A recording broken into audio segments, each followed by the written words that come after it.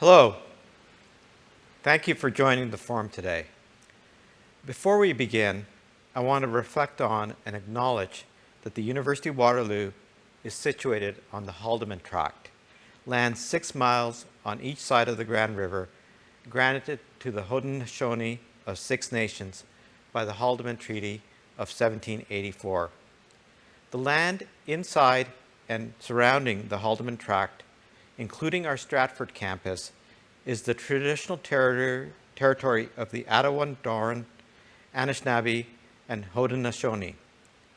I also acknowledge and recognize this area is now home to many diverse First Nations, Inuit, and Métis people. Reconciling with Indigenous communities is our shared responsibility, and one I take very seriously as president. I hope many of you were able to join the events of last week in the build-up to the National Day for Truth and Reconciliation. Reconciliation can only happen when we all commit to hearing the truths of Indigenous people. I'm here live at Federation Hall, joined by several of my colleagues. I'm excited to be here today and for the opportunity to speak to the university community. Thank you all for tuning in virtually. I hope you're having an excellent fall term. It has been a pleasure for me to continue meeting and getting to know more of you here at Waterloo. I've also enjoyed becoming acquainted with our campuses and seeing them come to life as more of us are able to return safely. This forum is the first of 3 sessions that will explore themes from the university's strategic plan. We will also provide an update on campus operations. If you'd like to submit a question, whether it's for the panel or about campus operations, you can do so using the Q&A feature on the right-hand side of your screen. The Q&A will be open throughout the event. I'd also like to note, for those of us joining virtually, that you can turn on the captions for the live stream in Microsoft Teams. For our panel discussion today, we will explore one of the themes from the university's strategic plan, developing talent for a complex future. The strategic plan was developed throughout 2019 in the context of rapid societal, technological, and environmental change and complex global challenges.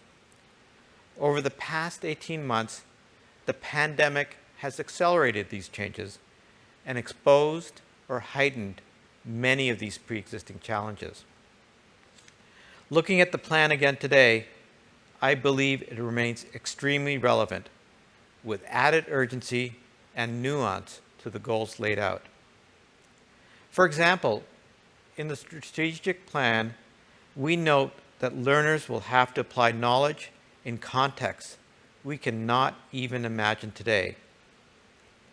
Indeed, as we start to come out the other side of this pandemic, Canada and the global community are looking at how we build back our economies and societies in a post-pandemic world.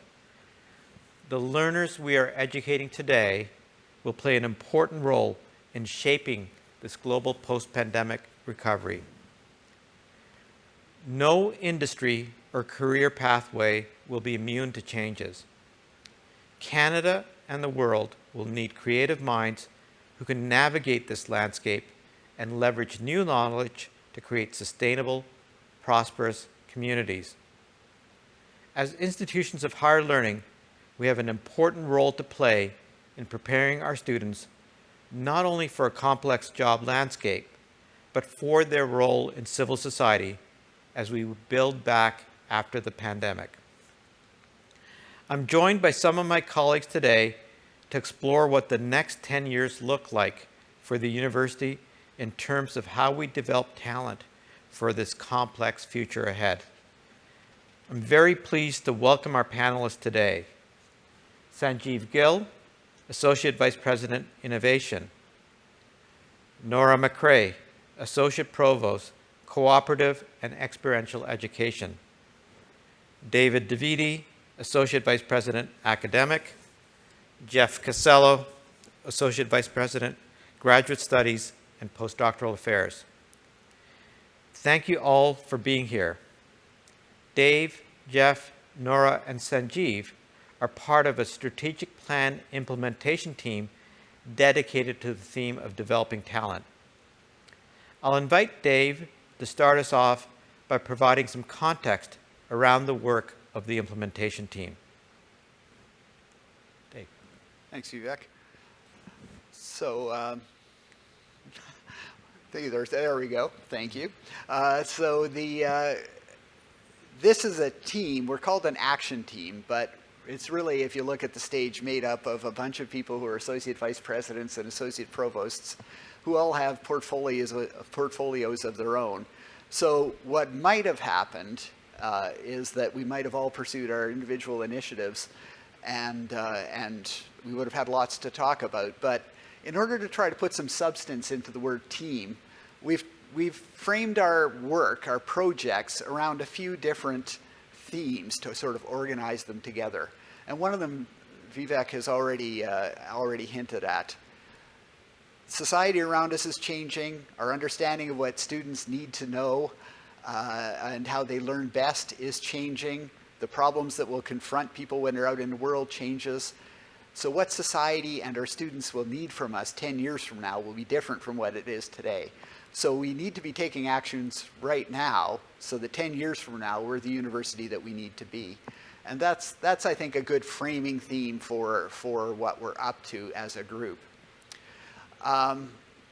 The other thing that we've sort of had as an organizing idea is we need to recognize that we're working in a university context, and like any good university, we're surrounded by immensely talented, often brilliant people. And so the role of a centralized project should be to unlock that potential. It shouldn't be to try to run things from the center, but it should serve to amplify and coordinate the efforts that are coming from other parts of the university. So that's, I think, a theme that you'll see around all the projects that'll get mentioned today. And finally, as they say, culture eats strategy for lunch. And so if we actually want to have a prospect of advancing teaching and learning and creating innovation in teaching and learning at the University of Waterloo, we need to make sure we foster a climate on campus, a culture on campus that values those efforts. So I don't want to talk through all the projects here. I think that everybody who's on this call today can read faster than I can talk. And so there's a few examples up there of things that are already underway or that we're hoping to have happen soon. But I think if you look at the examples, you'll see how they fit together with the three themes and the priorities that we've just talked about. And I'll just single out the Blended Learning Initiative and the Agile Support Team, where what we've done is we've taken a lot of the learning that instructors have done during the time of COVID, when we've had to move everything, make everything available through remote instruction. And that's a way to preserve the best of what we've learned when we've done that, to make better courses on campus and online for the future. So, Vivek, that's what I got. Thank you. Thank you, Dave, for that overview. So we'll get a round of questions for each of the panelists, and please add in your questions and answers, and through the miracle of modern technology, they're going to appear on my iPad as we go along, we hope. So my first question's for Sanjeev. Lifelong learning is an important priority for the university's plan, and WattSpeed has been a focus of our lifelong learning conversations. Why is it important that something like WattSpeed be launched now, and how will this contribute to the post-pandemic recovery? Thanks for the question, Vivek. As you mentioned, we called this out in our strategic plan, which was actually officially launched publicly in November of 2019. So well before the pandemic, we identified the need to support learners, professional learners in particular, and our alumni in their lifelong learning journey. And so we called it out prior to the pandemic But it really wasn't until about May of 2020 when our Chancellor, Dominic Barton, pulled together about a dozen leaders from Canadian corporations and from heads of multinationals operating in Canada and asked them one single question, and that was, how can the University of Waterloo support you both through the pandemic and beyond? And almost unanimously, all of those leaders said that one of the areas that the University of Waterloo had a unique strength and should support industry moving forward was in the area of upskilling and reskilling. And so that really was our call to action to begin moving forward and developing a unit on campus focused on this mission. And in particular, we wanted to establish an academic support unit that also served the university and our faculty members. And that is really what WatSpeed is today. So, you know, the challenge existed certainly before COVID, where workers and professional workers in particular are dealing with not just digital transformational challenges, but societal, economic, and environmental challenges in the workplace.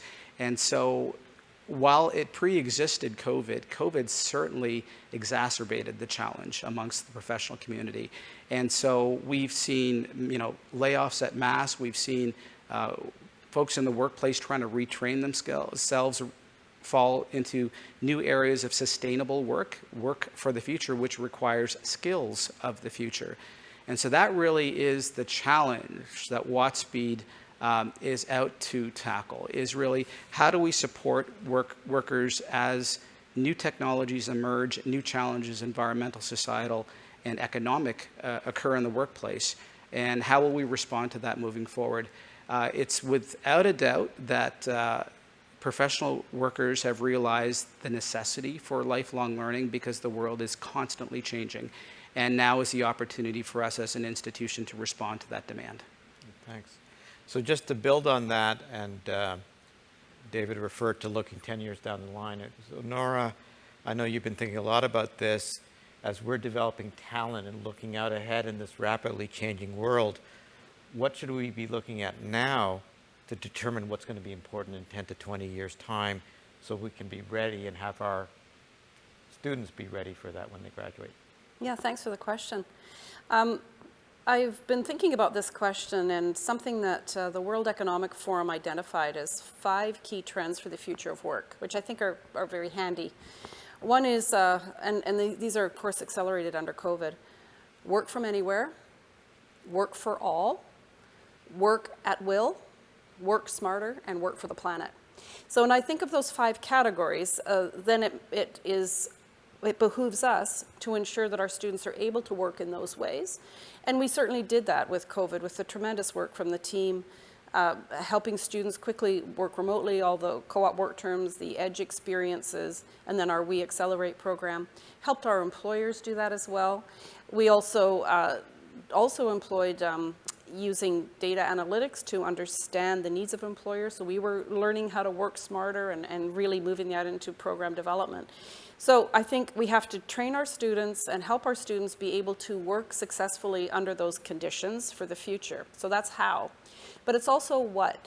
I mean, what we know and what COVID showed us is that every sector, every type of career path, every kind of academic area of interest, students will need to be prepared with whatever the technology, the digital skills that are going to be required within that, those types of organizations, community partners, sectors. So we have to make sure they've got those capabilities. And to Sanju's comment about upskilling, we need to make sure that our students are upskilled too. And an example of that would have been our We Accelerate program this spring, where we identified through looking at 70,000 job postings, what are some of these key skills, how can we get them, how can we partner with industry more intentionally, quickly get some upskilling for unemployed first work term students to help them get out the door, and at the same time explore different ways of doing work integrated learning. Another flexible way, in addition to our much beloved and extremely important co-op program, but in reflection of work for all, there are ways that we can do work integrated learning without undermining quality that provides flexibility to embrace more students, different kinds of students, more employers, different kinds of employer partners. So I think that is not just the how and the what, but also thinking about what are the capabilities that we need to ensure our students get, whether they're getting them in the classroom, through their co-curricular activity, through work-integrated learning, co-op, or experiential, and that comes under our Future Ready Talent Framework. With the 12 talents that we've identified that we think all students should be working on and gaining capability on in order to be ready for the future of work. And I think the final comment I wanted to say, it's a bit of a outline comment, but you know, it takes a village, and we're all part of this village, and I did really want to acknowledge the tremendous work from our faculties, the deans and associate deans, the units that supported our students, hired them, engaged in our online learning assistance and various types of research work that students were doing, and engagement in student engagement efforts. And we couldn't do what we do in our portfolio if it wasn't for the tremendous community at the University of Waterloo who's really stepped up to help us, all of us, prepare our students. It's been really wonderful. I just wanted to say that too. Thank you. Okay, thanks, Nora. So we've talked about lifelong learning and undergraduates. Another key audience that we have is graduate studies. And so, Jeff, can you talk about what preparing our talent for a complex future means for graduate education, in particular, how we're going to prepare students to address complex challenges? Yeah, thanks, Vivek, for the questions. It's a real privilege to be here to talk about graduate studies. I couldn't be happier, and great to be with our colleagues as well here. You know, when I think about graduate studies at Waterloo, we really have three really important categories of graduate studies. The first is, I think about our course-based students. So these are students who have come back to us, typically from having some professional experience, but not always. And what they're really looking to do is sharpen their skills in the same way that we are talking about in lifelong learning. They're coming back, and they're coming back to Waterloo because it's a place that is known to be at the cutting edge of what it means to be both productive and impactful and transformative, but really employable. And you know, our professional students and our course-based students are really moving in that direction. And I think we continue to be successful to attract and retain and develop some incredible talent through our course-based programs. And then we move to our research programs, and both at the master's level and at the PhD level. We have incredibly bright students who are coming to work with us, and they are perhaps becoming global experts in their disciplines. But maybe more important than that, what is really going to give us a possibility to be, again, transformative and impactful at the end of the day is that these students come and they tackle really important, really complex problems. And I always say, and I think our research students would agree, perhaps the problem definition part of their work is actually more important than the problem solution part. It's at least equally important. And this ability to take complexity and to really think about really hard problems that society is facing, whether they're economic or technical or environmental, and be able to distill them into something that is manageable and addressed through research. It's an incredibly valuable skill. And I think when you think about professionally, after our students leave us, they have a resilience and a dynamic capacity to be able to adapt to whatever economies will throw at them. Because really the skill set they have is to address complexity. And that is never going to go away. It's perhaps the most important thing that we can train our students. And as I just think ahead to the strategic plan, how we manifest these things, there's three things I think that are really important for grad studies, and they're related to the other things I think we'll talk about for the rest of the day. So quickly, we're thinking a lot about work-integrated learning and experiential learning. It's already an identity. It's already an important translation for our studies at Waterloo. And we're doing a ton of it already in grad studies, but it's important now that we build that brand, build that identity, and even make it a stronger. I think Nora was here before she was here as our colleague and reviewed our grad programs and said we need to do more work-integrated learning in our grad programs. So it continues to need to be there. The second thing is around interdisciplinarity. We had an entire task force through the strategic plan, and now we're working on complex problems, not from a discipline perspective, but from a joint and interdisciplinary perspective across the campus. And the last thing I think that is really important for us is pathways for our students. So our grad students come back to us because they have career objectives, personal objectives, and we as an institution should do more to accelerate and catalyze those pathways. And part of what we're thinking about when we talk about the incubator and other things today, we'll see where the grad students fit in that picture. So thanks for that, Dave. Yeah. Since you mentioned the incubator, maybe, Dave, you could tell us a little bit about what the vision is there. Yeah, that's I think, we all regard the incubator as a really exciting idea, and in a lot of ways as kind of a linchpin. Something that draws together and supports all the other things that are on the go as part of our implementation of the developing talent part of the plan, the strategic plan. I think that the way that I like to think about the incubator is, I mean, I guess it's a cliche to talk about incubators as inside of a company. If you have an incubator, their job is to generate the next generation of products. What's next? And what we have in the university right now to support people who have ideas for teaching and learning is a lot of things that will help you get better incrementally. You can go to the Center for Teaching Excellence and take the Instructional Skills Workshop. You'll be a better instructor. If a program wants to improve their curriculum, decolonize their curriculum, there's support in CTE to help you think that through. And if you go to the Center for Extended Learning, you can improve your suite of offerings in your program that's available at distance.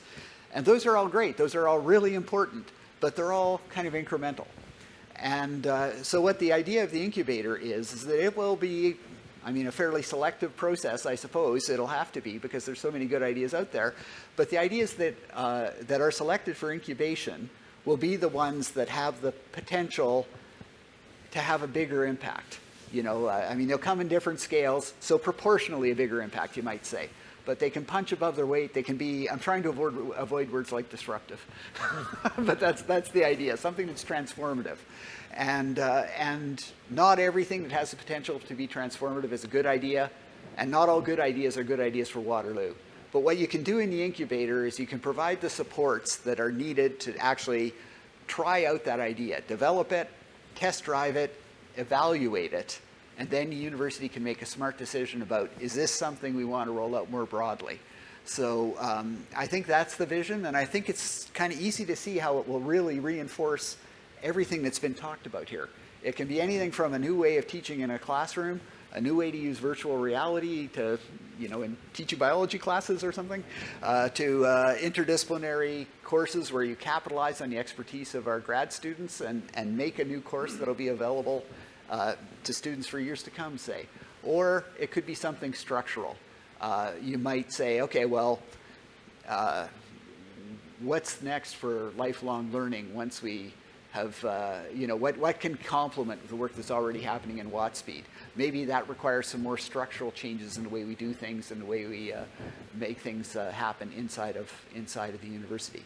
So all of those ideas can be in and can be fleshed out and can be evaluated so that the university can move ahead smartly. So it's almost a mindset of how we are going to approach this, not necessarily, we shouldn't just think of it as a physical, there's going to be an incubator space and you go there with your ideas and develop them. No, and as we said before, it's about unlocking the potential that's out there. It's not we're going to have a team of 10 brilliant people who do all the, you know, the incubating. There's already lots of that. Yeah. Great.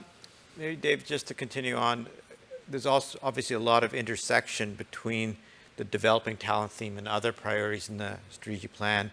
And you know, one of the things we reflected on at the start is our Indigenous land acknowledgement, the institution's commitment to equity, diversity, inclusion, anti-racism is a very significant part of the plan. How do you see bringing that in to the curriculum and to the way in which we prepare our students? So I think that there's a bunch of things that are going to come together, as you say, from different parts of the implementation team and also from the anti-racism task force. I think we're going to see a bunch of recommendations coming forward in the coming months that I think the university community is going to adopt with enthusiasm about recruiting a more diverse student body and supporting them when they're here with transitional programming and so on to help people succeed and live up to their potential, reach their potential. But specifically about curriculum, there's a variety of things that are underway already. One of them is hiring, the Center for Teaching Excellence has just hired the first of a team, the leader of a team of experts in anti-racist and Indigenous pedagogies. And these are experts that are going to be available to every program in the university. And as we review our sort of quality improvement mechanisms for programs, our cyclical reviews, we're trying to get away from the language of reviewing because it's more formative and improving than passing a test. But as part of that process, We want programs to engage with these experts because there's some programs where it's going to be obvious to them what decolonization means in the social sciences and the arts. But there's things to be done in every field. And a really exciting example that happened at Senate Undergrad Council, two really exciting things happened at Senate Undergrad Council yesterday. One was the product of several years' work in the School of Architecture to really transform their curriculum and take away the sort of Eurocentric bent that it's always had as a fairly traditional and very successful architecture program, and rethink it in terms of these other values. And also yesterday, we just approved the first 2 new diplomas in Black Studies, including a really innovative one in anti-racist communication strategies. And so I think we're on our way to having these changes woven right through the curriculum all across campus. And those are 2 great examples, because one is taking our existing curricula and bringing them up to modernize them, Yeah. and the other is creating specific new programs that address these very important challenges. Related is that during the pandemic, it's certainly the case that many people with disabilities have actually found that the move to remote education has facilitated their access. How do we, as we start to think about returning to quote-unquote normal and more on-campus activities, preserve what we have learned about the way in which some students have been able to successfully or more successfully access their learning? Yeah, that's an important thing. I think just to start with the premise of the question, I think it's important to recognize that for people with disabilities, the pandemic was a mixed bag. There are people who really benefited from the move to asynchronous online learning, and there are others with different challenges who found that a real struggle and who are anxious for us to get back to normal. And so some of the things that we're doing, like I think that at the individual instructor level, a lot of them have learned the value of some prepackaged asynchronous materials for them and for their students. And so we've launched the Blended Learning Initiative on campus so that we're thinking of blended learning course as one where you've got a really thoughtful integration of online components, asynchronous packaged things, and on campus, the high value interactive kind of teaching that really can't be done as successfully in an online setting. And that's one approach by which you would preserve a lot of the value of being available online or being available asynchronously for the students who found that beneficial. We're also going, as I think I mentioned, the Agile support team and others are available to try to transform more of these remote courses into an increased stock of fully online courses going forward. So I think that's a few things to, the people who really liked what was happening during the pandemic, I think they will find that the future of the University of Waterloo is even more to their liking. Great. So maybe just to build on that, Jeff, any other pandemic lessons that you're going to carry on with? Yeah, it's when we had to move quickly to remote activity, so much of our research milestones for our graduate students, proposals and thesis defenses and so on, they were all normally completely in person, and we would struggle sometimes to get external examiners engaged.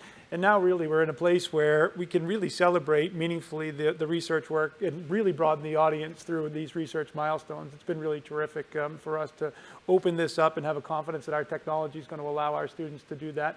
And it allows us to connect with researchers globally in ways that maybe it would have been more difficult if we were trying to fly them to Canada in order for them to participate in these events. So I think our PhD students, particularly with the engagement of committee members and examiners, have really benefited from the remote participation.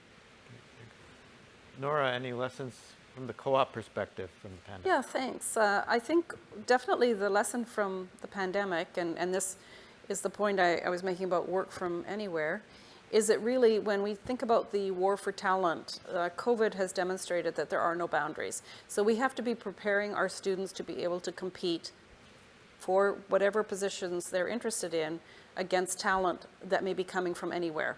So the days where we can expect a company to come to campus and recruit all of their students or all of their graduating students from one place I think those days are over. Our students are going to be competing with everybody, everywhere, all the time. So we've got to really make sure that they've got that global competitive ability, which of course they do because they're brilliant. But how we do that is also going to be important. Secondly, I'm not sure we'll see the same traffic, literally, of employers coming to campus. They've been able to figure out how to recruit remotely, how to onboard remotely, do all of that kind of thing. And so that may change and shift the way we support our employer relationships and partnerships. And I think it also then allows us to think very differently about how we support and provide the student experience in a different way. Because of course our students, when they're on their co-op work terms or their edge experiences, aren't, for the most part, on campus. They're anywhere. There's 62 different countries, and they're coming from all over. And that does change how we look at how we could. It opens up the door for all sorts of interesting opportunities, I think, for how we can support our students. Thanks. David, one of the things that was on your slide was teaching and learning spaces. Can you talk a little bit about what's planned there and how that's been informed by the pandemic experiences? Yeah, I mean, it's something that actually grows out of a project that happened before the pandemic. There was a large committee that consulted widely on what students and instructors felt like we needed by way of teaching and learning spaces on campus that we didn't have. And so when I arrived in his portfolio in 2019, that was one of the things that I thought was really important to try to move forward. And so we put together a team to start making decisions about that. And so already the idea that we needed to transform the way that we teach was on the cards. But I think it fits together with a lot of what we're talking about today in an important way. If we're going to incubate new ideas and come up with new ways of teaching and learning, new strategies for working effectively in the classroom, it probably isn't great if the vast majority of your classrooms have tables and chairs that are bolted into the floor, right? That's not a great way if what you want is interaction in your students and teamwork and engaging with technology. So maybe you can have some students in your class here and you pair it up with a class at the University of Toronto or a class in Milan, right? Those are all things that are coming and we don't have the spaces for them. So the way that that project is working right now, it's got a multi-year commitment from the Provost to provide funding. And every year we identify a couple of the low-hanging fruit. Learning spaces that were identified by the instructors and students before 2019 as among the University of Waterloo's most problematic. And we're redesigning those and making them into the kind of flexible, active learning spaces that give instructors the option to teach in different kinds of ways. And this will also fit well with things like increasingly blended, numbers of blended classes. And I think it's obviously partly a financially driven consideration that you only do a few classrooms per year. But that makes good sense from a strategic point of view too. Because if we miraculously could transform all of our classrooms tomorrow, we might make them all into something that's not what 5 years from now we will figure out that we need 5 years later. So the gradual transformation of our classrooms is, I think it's for practical and strategic reasons a good way forward. So that's kind of what that project is about. Okay. So just to build on this, and perhaps both of you might think about this, do we think we're close to starting to think about a model where we might be hybrid across the board, and we have some students that will be with us for some period of time and remote and be able to move back and forth much more flexibly? Or do we imagine a world where you're going to choose one option or the other? That's something where I wouldn't want to speak out of turn. Yeah. I do think that programs are going to want to make their own choice on that. But I mean, this term, we did make the capacity for so-called high flex classes that are simultaneously on campus and elsewhere. And one of the things that's an ongoing challenge for our students is they'd like to pick up a class or two while they're away on co-op terms. Mm-hmm. And so, for programs that are, all co-op, every student's in co-op, that might be an option that they want to develop. Or, you know, international students in the future, maybe it makes sense that there would be an option to spend 2 years on campus, so you get that kind of lived on-campus university experience that our students always tell us they value if they can get it, and also spend 2 years living closer to home. And Jeff, you mentioned the way in which international collaborations are changing, so obviously impacts. We have about 2,400 international graduate students at Waterloo, and you know, really from all over the world, and an incredibly deep applicant pool that we could really be purposeful about creating global communities, which would be a fantastic outcome for our grad programs, and the ability to engage both here on campus and virtually, and to create research teams or courses that are merged from around the world and around the campus would be an incredibly valuable thing. And I think we're starting to see a little bit of that, Vivek, but again, I think Dave's right. These are the kinds of ideas that we want to see boil up from the bottom, and we can be support mechanisms for those kinds of things. Yeah. And Jeff, we have a question around policy for support of international graduate students, and what's our aspiration? How do we want to improve the quality and the experiences for our international students? Yeah, thanks for that, Vivek. I think it's an incredibly important question. And so maybe I'll just point out a couple of the things that we feel like we're doing well now, and a couple of the places where I think that there's opportunities for us to grow a little bit. So in terms of for our support for our international students, one place where we really excel, I think, is in immigration consulting and helping students get to Canada, be part of our community, and continue their time in Canada when they're done with their studies, so post-graduation work permits and those kinds of things. We really have an excellent infrastructure for that at the university. For our PhD students, we offer the International Doctoral Student Award, which essentially offsets the international tuition that we're required to charge because of provincial policies. So I think from a financial perspective, we're doing a really good job with our research graduate students. So I think those are places where we're excelling. I do think that there's opportunities for us to grow a little bit. The celebration of diversity and culture and heritage that we have on the campus. My own experience in grad school was that I shared an office with people from around the world and found myself in little villages in countries I may have never visited afterwards because of the friendships and the relationships and the understanding that I gathered through my graduate studies. So when Waterloo gets to a place, and I hope we get there soon, where we really do celebrate the heritage and the culture, and there's an intercultural dynamic and learning that takes place at the university, I think we're going to be, there'll be a richer environment for all of our students, international and domestic. David, you've obviously got some interest in the incubator concept here. So questions about who is it going to be for, and will it support academic activities or also work with academic support units? So I think, you know, maybe this is a true confession that I shouldn't be saying on TV here. But I mean, the pitch that went to Jim for this and to the deans is really that we will roll out the stuff that we're confident is going to be part of any good incubator idea. Yeah. And we're going to spend the next 18 months designing it so that when we sort of firm things up, it's exactly what the University of Waterloo needs.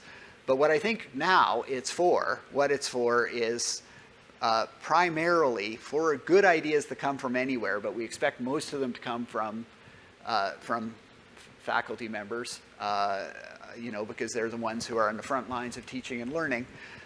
There will be a process by which you get the supports, and then it's the academic support units, especially existing academic support units, that will marshal some of their existing resources to support this new direction.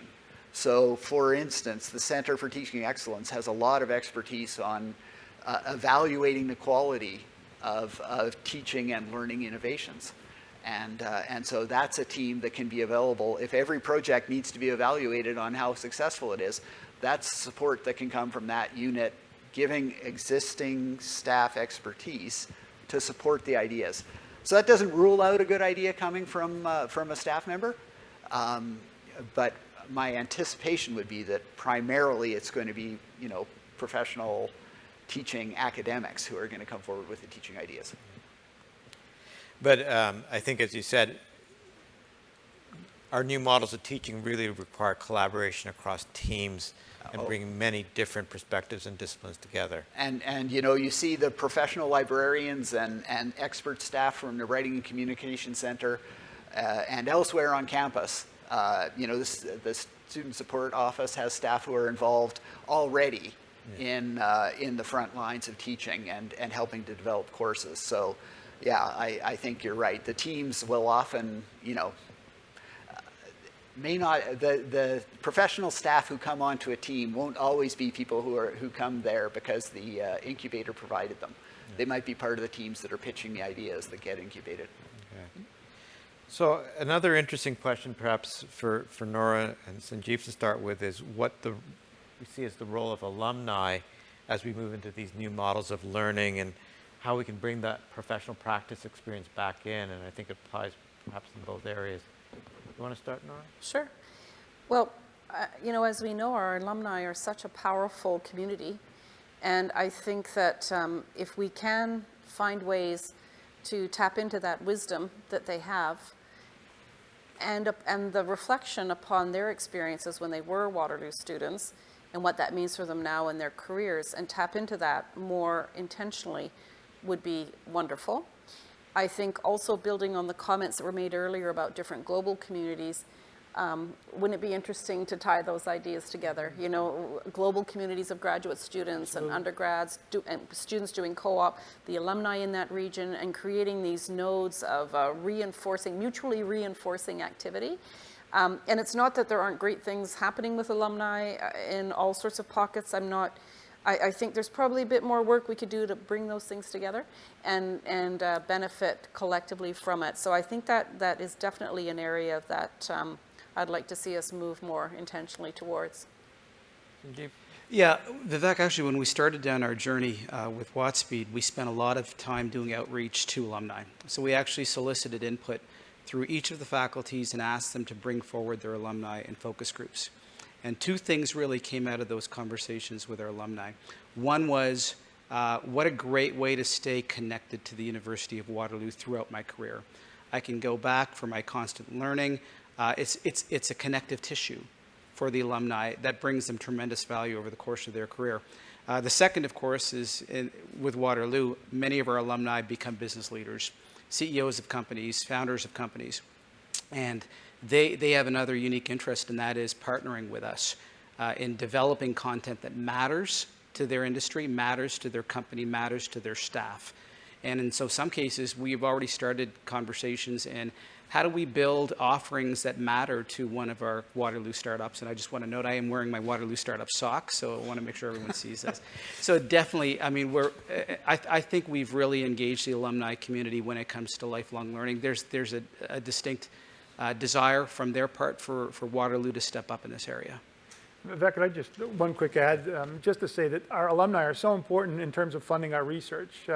So much of our research enterprise is contract driven, and so much of that are relationships that our alumni and our employees. And this is a real opportunity, I think, to build on creating a situation that when students leave us and they continue to stay connected with us as alumni, it creates a community, and that accelerates our own well-being, it accelerates our marketing, it accelerates our recruitment, it accelerates our research engine. So I think that this is an incredibly important pathway that we need to concentrate on going forward. Yeah.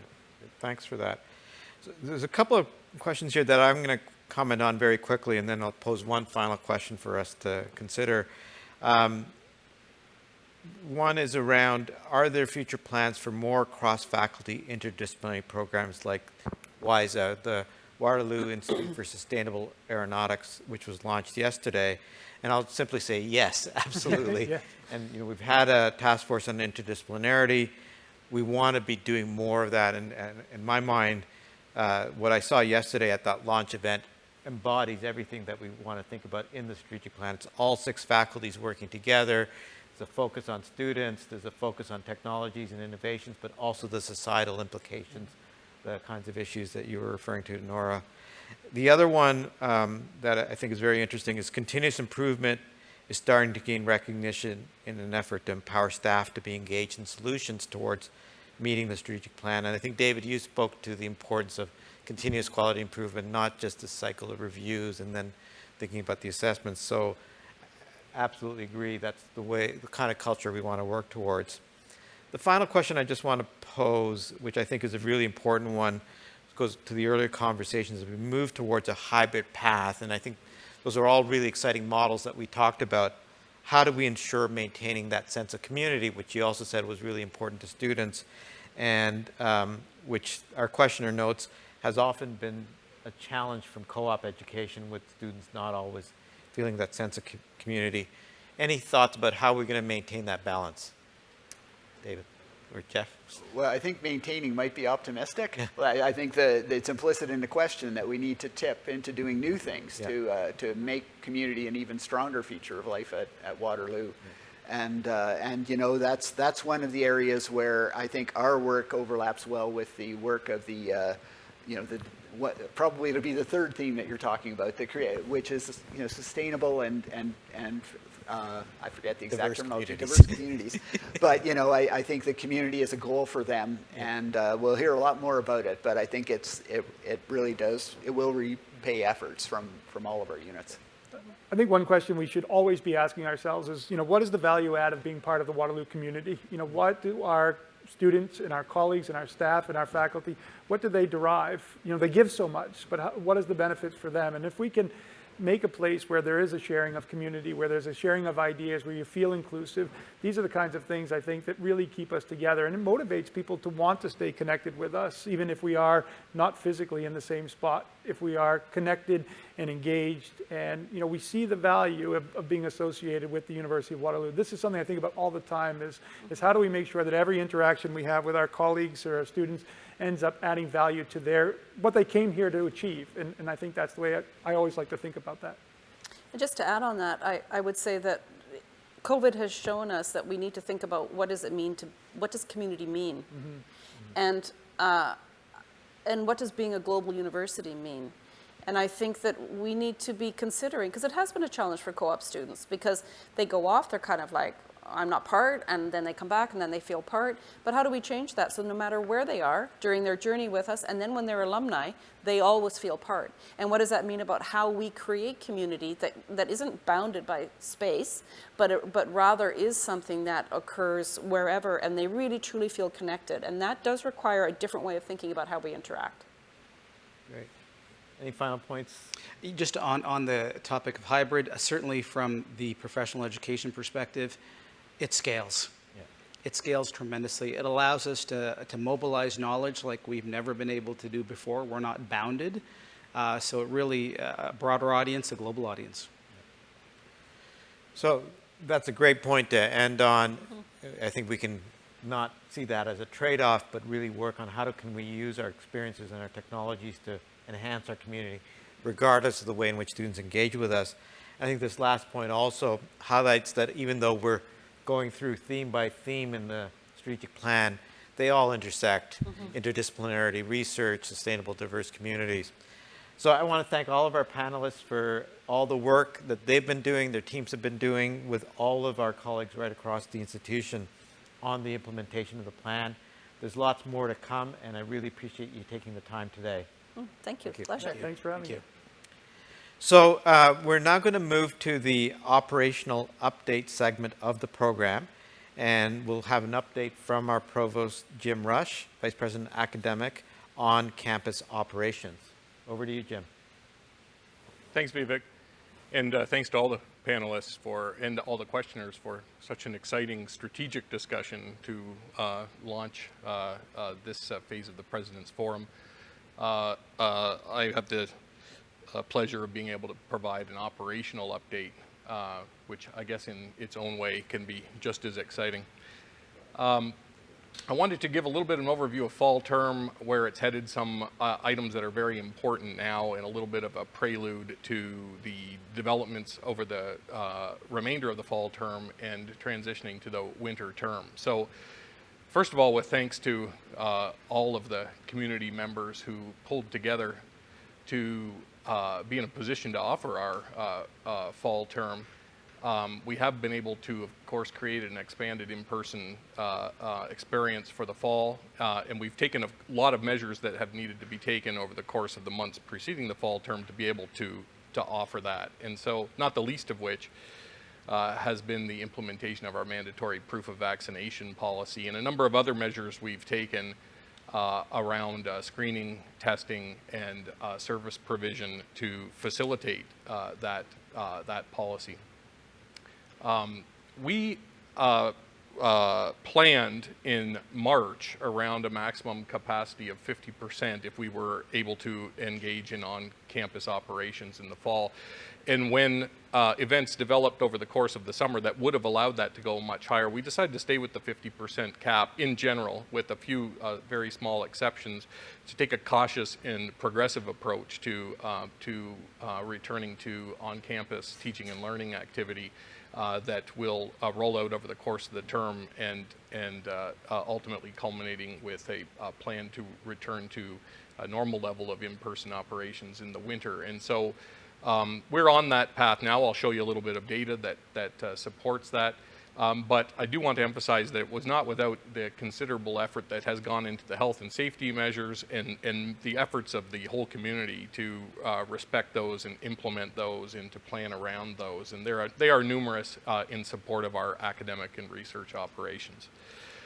Just to give you a sense of the level of on-campus activity, at least from a specific to students' perspective, it might be interesting for folks tuning into the forum to know that the total number of students, not all at the same time, but in different ways that are expected to be on campus over the course of the fall term is approaching about 17,000, which is about half of the normal student number that we'd have enrolled in attending full-time in a normal term. That doesn't mean that all those students, as I said, are on campus all the time. It means they have at least one learning or other planned activity that requires them to be on campus for part of that time. We have, together with our AFU partners, over 5,000 students that are currently in campus housing. That includes about 800 international students living in campus housing, and there's a continuous influx of international students coming to Waterloo that are being supported in numerous ways, including our university-sponsored quarantine package. And there's ongoing consultations with international students on their plans and logistics to be in Waterloo over the course of this term. And just one other index of the the engagement of students, not only in academic but in non-academic opportunities that are provided by the campus environment. One index of that is this fairly impressive statistic that in the first week of term, almost 10,000 check-ins were at the two major athletic facilities, and I had some updated data today that shows that over the course of September there were 50,000 individual participations in activities in those non-academic but on-campus opportunities. Looking at the way that the academic program delivery is operating in the fall, of course, this was driven by that plan that I mentioned that was set essentially in broad strokes in March and refined slightly over the course of the summer. That at the undergraduate and graduate level, if you look at the row at the top, you have the class sections that were scheduled in three different categories. In-person is in black, blended is in yellow, and online is in gray. And you can see that whether it's graduate or undergraduate, somewhere between 55 and 60% of the class sections scheduled have some in-person component, either fully in-person or in a blended format. And then if you look at the bottom row, it expresses the data in terms of actual enrollments. And there the numbers are lower. They're closer to about 30% of all of the individual student course enrollments are being offered in a format that has completely in-person or partly in-person format. And of course, that differential in the numbers comes from the fact that part of our gradual approach back is that many of the classes that are occurring in person are small classes, lab seminars, and other experiences. So it's pretty much rolling out according to the schedule of classes that led into the fall. If you flip to just a few comments on the mandatory proof of vaccination. policy, we have continued to try to clarify on an ongoing basis the vaccination requirement, and including information on the consequences of non-compliance. There is, of course, ongoing and more specific information and detail coming in the coming days as we approach the deadline that was set for compliance with the mandatory policy. That deadline, of course, is October 17th, and we have taken the position that individuals that are non-compliant with the mandatory policy will face some remedial consequences that are consistent with our policies. The most important of which is that when that date comes and passes, so as of October 18th, that there will be a requirement that nobody in non-compliance with the mandatory policy will be permitted to be on campus. So that is what is alluded to in the third point about limited access, and that will trigger a number of processes that will, in a stepwise fashion, deal with individual cases and express the university's approach to a stepwise process.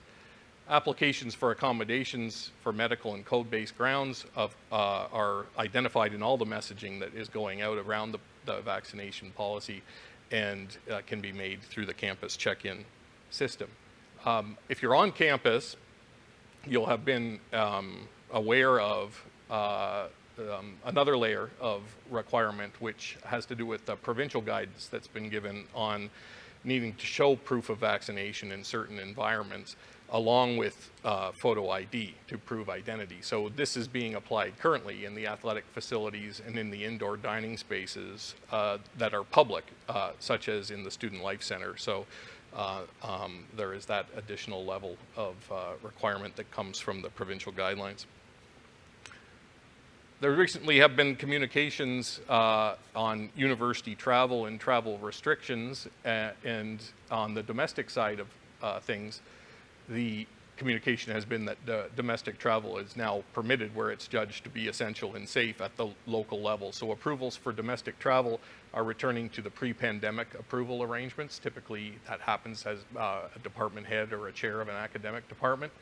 And on the international side of travel, most university-approved international travel still remains, in general, suspended, which is in line with the Government of Canada travel advice, but we have shared details of procedures through which exemptions in certain research-related travel cases can be made. The International Visiting Graduate Student Program is resuming. However, currently travel for outbound student exchange programs have been restricted until April 30th, or the end of the winter term. We'll be reassessing in the midterm. That's the result of the logistics and planning considerations that mean that the decision has to be made long before the date of the actual travel. On the return to campus front, just a quick update. That's, of course, an ongoing process that has already been going on for months, and much has been completed, including that all departments and faculties have completed their workforce plans for fall operations, that return to campus technology guidelines are in place, and that various tools are in place to support that. There is ongoing check-in between the units supporting the return to work on campus process and the employing units. About support and inquiries regarding a number of issues associated with return to work, including accommodations and consequences of non-compliance with the vaccination policy, as well as discussions about workforce planning for January 2022. And obviously the next steps of the return to work on campus process involve the continuous development of that gradual return. That means that campus planning for the winter semester involves a larger fraction of folks working at least in part on campus, and of course developing flexible work principles and guidelines that are consistent with that, and looking to the future about post-pandemic operations as well from a planning perspective. In terms of the winter 2020, just in terms of a high-level general outlook, as we have stated already, winter term 2022 will return to pre-pandemic levels of in-person instruction. And this has been institutionalized in the scheduling and enrollment procedures that are already in place and in fact already have been activated for the winter term. So it's very clear to students registering the courses that are on offer for the winter in the format that they're being offered in. So most students already should be aware that they're preparing for their learning to happen mainly in person in the winter, and that will be consistent with the migration of larger numbers of employees to be back on campus in various levels of mix. So I think the only concluding remark on that forward-looking to the winter 2022 would be that we would be expecting that all of that activity would be occurring in the context of full compliance of all on-campus participants with the vaccination policy that's in place now. I think I'll just restrict my comments to that and turn to the discussion.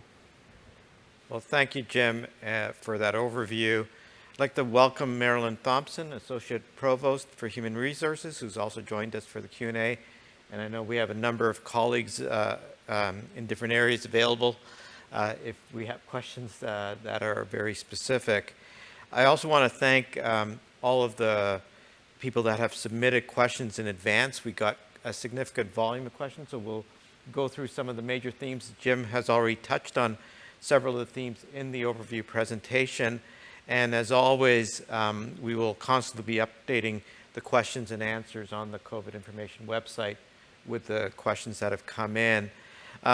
Before we turn to the comments, maybe I just want to also add to Jim's observations that we have had so far a very good return to campus experience, and I want to thank everyone that's been working to make the experience as positive as possible. Jim showed the numbers, and that doesn't happen without an incredible amount of work from staff, from faculty, everyone in the community. And as I walk around and see how well people are following the guidance, wearing their masks in open spaces, and complying with our vaccination requirement, it has enabled us to give our students this experience that they really do need and deserve in being able to return to campus. And based on the latest projections, I think we are in a very good place here in the Waterloo region in the province of Ontario.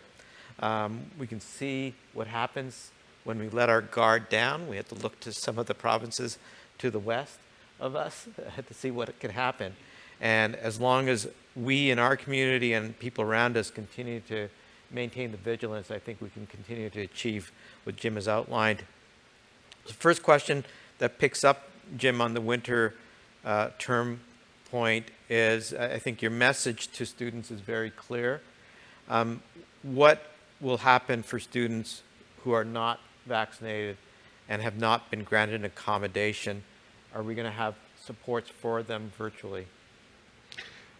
Yeah, so on a program by program basis, of course, the mix of what courses will be being offered on the term is known. It's on the course schedule, and academic advisors are available to support individual students in individual programs. But for the at a high level, the approach, and it's evident in the schedule that's available for enrollment right now, is a return to formats and courses availability being similar to what it was in previous winter terms. So there will, I mean, it's important to note that does, on a normal case, involve a certain not insignificant fraction of online course availability, but that doesn't mean that there'll be the courses students need to progress. So it is a real imperative that to be expecting to be attending in person for classes in curriculum in the winter term and making preparations to be able to do that. We will be continuing to provide supports of various types to students, both in person and virtually, because of lessons we've learned from the pandemic about what can be provided efficiently in service provision online. But in general, the message has to be, please expect that you'll be returning to the normal type of winter operations. Thanks, Jim. So maybe turning to the employee side, Marilyn. Again, Jim went over some of the return to work that's underway. Can you talk a little bit about what the planning is for long-term options and review of policies? Yes, yes. Through the summer, we worked with the leadership and management teams of each faculty and academic support unit to determine what the most appropriate workforce needs would be for the fall semester. We're using that same process for the winter term, recognizing that there will be more on-campus programming in the winter term than the arrangements that we had with our employees for the fall term might not be the most appropriate for the winter term. And so using that same process, if you haven't already had a conversation with your manager about how that change of activity impacts you and your role on campus, I would encourage you, as we did for the fall semester, have a conversation with your manager. In the end, each department head will approve the most appropriate workforce plan for their own unit. Okay, thanks. And in terms of reviewing the overall work from home policy timelines? The University of Waterloo was actually well ahead of some of our employers. We already had work from home guidelines pre-pandemic. We suspended those in April of 2020 because our employees mainly fell into one of two categories. Either their work required them to stay on campus and work from campus, or they were going to be working remotely. As we think forward to the winter term and opening up more activities, we've reinstated those guidelines, so anybody who's interested in pursuing a conversation around a more formal arrangement around work from home, they are there, and that process is in place. We are thinking past winter term and what our workforce and our workplace will look like into the future. Until we get a better sense of our operational, business, academic needs, we can't at this time enter into longer term arrangements with our employees about what that will look like. However, I fully anticipate as we look at that, our work from home guidelines will evolve and change. Thank you for that. And there's another comment that's come in that I think is very relevant, that is this planning taking into consideration the impact on sustainability and climate, and someone noticing how few cars there are right now. And I think I would agree that that is going to be a very important consideration for that working group. Oh, absolutely. I think there's a lot of opportunity for us to have considerations for our workforce, just as the previous panel talked about, you know, the changing nature and what we've learned over the last 18 months. We can use some of those same principles looking at our own workforce as well. Absolutely. And another question that relates to the return to campus decision is around how was equity factored in? And maybe I'll start this, and Jim, you can add in. From my perspective, it is an equity consideration that is driving us, as David said earlier.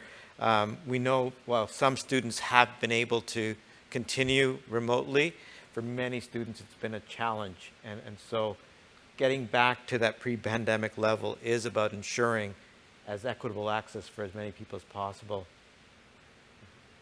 Yeah, I mean, I think that is an important principle, and it's important to understand that different people that are participating as students or employees have different inherent needs and feel like they're in a different equity space to begin with. So it is a really important point in individual decision making to be able to take into account the individual circumstances, which I hope are part of all of the conversations.